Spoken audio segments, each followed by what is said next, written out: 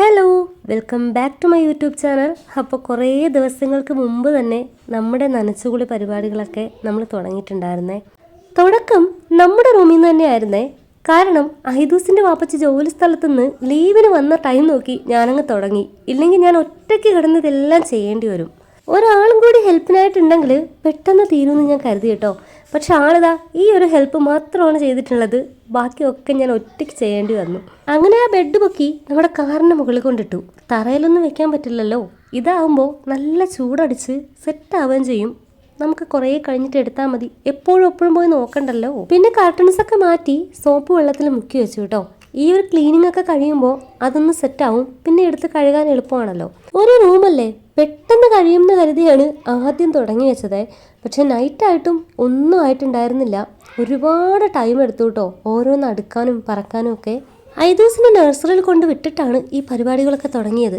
അവനുണ്ടെങ്കിൽ ഒട്ടും നടക്കത്തില്ല. അപ്പോൾ അവൻ വരുന്നതിന് മുമ്പ് എല്ലാം തീർക്കണം എന്നുള്ളൊരു പ്ലാനായിരുന്നു. പക്ഷെ എല്ലാം വാരി പുറത്തിട്ടത് ഒരുവിധം പെട്ടെന്ന് കഴിഞ്ഞു. പക്ഷെ നമ്മൾ വാരി വലിച്ച് പുറത്തിട്ട സാധനങ്ങളൊക്കെ കഴുകി വൃത്തിയാക്കി അടുക്കി പറക്കി വെക്കണമെങ്കിൽ ഇത്രയും ടൈം എടുക്കുമെന്നുള്ളത് ഞാൻ ഇപ്പോഴാണ് മനസ്സിലാക്കുന്നത്. പിന്നെ നമ്മുടെ പില്ലോ കവറൊക്കെ ഒന്ന് മാറ്റി കഴുകാനിട്ടു കേട്ടോ. നമ്മുടെ റൂമിൽ 2 ബെഡാണുള്ളത്. ഞാൻ പ്രഗ്നൻ്റ് ആയ ടൈം മുതലാണ് കേട്ടോ ഈ ഒരു സിസ്റ്റം നിലവിൽ വന്നത്. കാരണം ഉമ്മാക്ക് എനിക്ക് കൂട്ട് കിടക്കാൻ വേണ്ടിയിട്ടാണ് ഒരു ബെഡ് കൂടി അവിടെ ഇട്ടത്. ഞാനും അനിയത്തിയും കൂടി ആ ഒരു ബെഡ് കൂടി എടുത്ത് പുറത്ത് വെയിലത്ത് വെച്ചിട്ടുണ്ടേ. അത് കൊണ്ടുപോകാൻ വേണ്ടിയിട്ട് നല്ല പാടുണ്ടായിരുന്നു. കാരണം ആ മെത്തയ്ക്ക് നല്ല വെയിറ്റ് ആയിരുന്നേ. ഒരുപാട് തവണ നമ്മുടെ കയ്യിൽ നിന്ന് താഴെ പോയിട്ടുണ്ടായിരുന്നു. എന്നാലും ഒരുവിധം പൊക്കിയെടുത്ത് വെയിലത്ത് വെച്ചിട്ടുണ്ട്.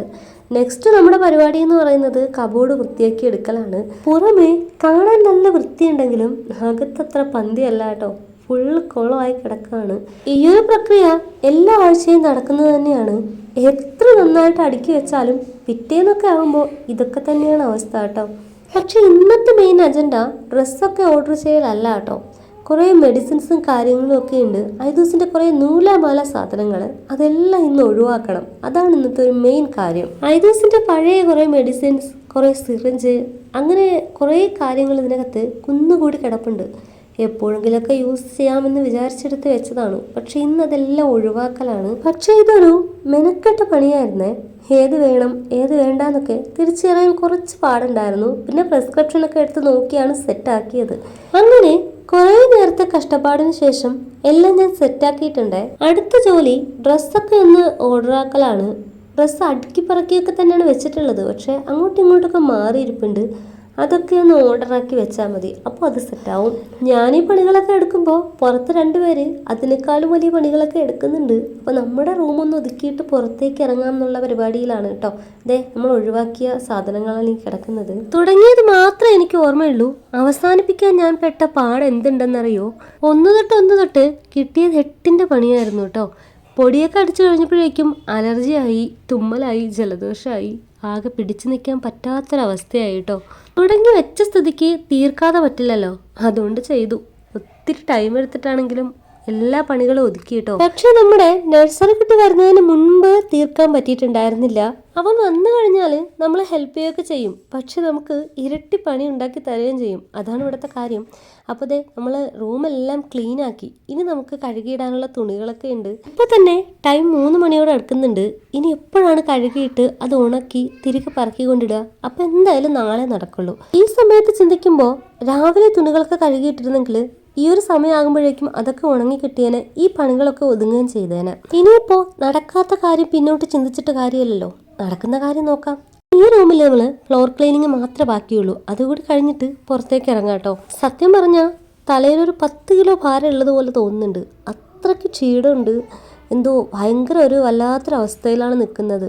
ഏകദേശം പരിയുടെയൊക്കെ അടുത്തെത്താറായി എന്ന് തോന്നുന്നുണ്ട്. ഇന്നെന്തായാലും ചെയ്തു. നാളെ എഴുന്നേക്കോ എന്നുള്ളത് പടച്ചോനറിയാം. തുടങ്ങി വെച്ച സ്ഥിതിക്ക് ഈ അലക്ക് പണികൾ മുഴുവൻ ഞാനൊന്ന് തീർക്കും കേട്ടോ. ഇല്ലെങ്കിൽ ചിലപ്പോൾ നാളെ ചെയ്യാൻ പറ്റിയില്ലെങ്കിലോ, പനിയൊക്കെ പിടിച്ചാൽ ആകെ ക്ഷീണമാവും. അതുകൊണ്ട് ഈ ഒരു ദിവസം ഏറ്റവും പ്രധാനപ്പെട്ടതാണ് ഇന്ന് തന്നെ പണികളൊക്കെ തീർക്കണം. അനിയത്തി പുറത്തെ ജനലൊക്കെ കഴുകി വൃത്തിയാക്കുന്ന തിരക്കിലൊക്കെയാണ് കേട്ടോ. അവളുടെ മുറിയുടെ ക്ലീനിങ് ഒക്കെ 2 ദിവസം മുന്നേ കഴിച്ചു വെച്ചിട്ടുണ്ടായിരുന്നു. ഇനി നമുക്ക് എല്ലാവർക്കും കൂടിയാണ് പുറത്തെയും ഹാളിലെയും അടുക്കളയിലൊക്കെ പണി. അടുക്കളയിലെ ജോലികളൊക്കെ ഉമ്മതാ തുടങ്ങി വെച്ചിട്ടുണ്ട്. എല്ലാം വാരി വലിച്ചതേ പുറത്തിട്ടിട്ടുണ്ട്. ഇനി ഇത് അടുക്കി പറക്കുന്ന കാര്യമാണ് ടാസ്ക്. അപ്പോൾ ഉമ്മ ഒരറ്റത്തുനിന്ന് ഇവിടെ തുടങ്ങുന്നുണ്ട് കേട്ടോ. ഉമ്മ കഴുകി തുടങ്ങിയിട്ടുണ്ട്. അപ്പോൾ ഞങ്ങൾ ഈ റൂമിൻ്റെയും ഹാളിൻ്റെയൊക്കെ ക്ലീനിങ് കഴിഞ്ഞിട്ട് അടുക്കളയിലോട്ട് വരാമെന്ന് പറഞ്ഞിരിക്കുകയാണ്. അപ്പോൾ ഉമ്മയുടെ സാമ്രാജ്യം വൃത്തിയാക്കുന്ന തിരക്കിലാണ്. അപ്പോൾ അങ്ങനെ ഓരോ പണികളിലൊക്കെയാണ് കേട്ടോ. ഇനിയിപ്പോൾ വീഡിയോ എടുത്തുകൊണ്ട് നിന്നാൽ എൻ്റെ അലക്ക് പണികളൊന്നും നടക്കത്തില്ല. അപ്പോൾ അതുകൂടി കഴുകിയിട്ടിട്ട് വേണം എനിക്ക് അടുക്കളയിലോട്ട് കയറാൻ. അപ്പോൾ നിങ്ങൾക്ക് ഇഷ്ടപ്പെടുകയാണെങ്കിൽ പ്ലീസ് ഒന്ന് സബ്സ്ക്രൈബ് ചെയ്ത് ലൈക്ക് ചെയ്ത് ഷെയർ ചെയ്ത് കൂടെ കേട്ടോ. അപ്പോൾ നെക്സ്റ്റ് വീഡിയോ ആയിട്ട് കാണാം. Bye bye.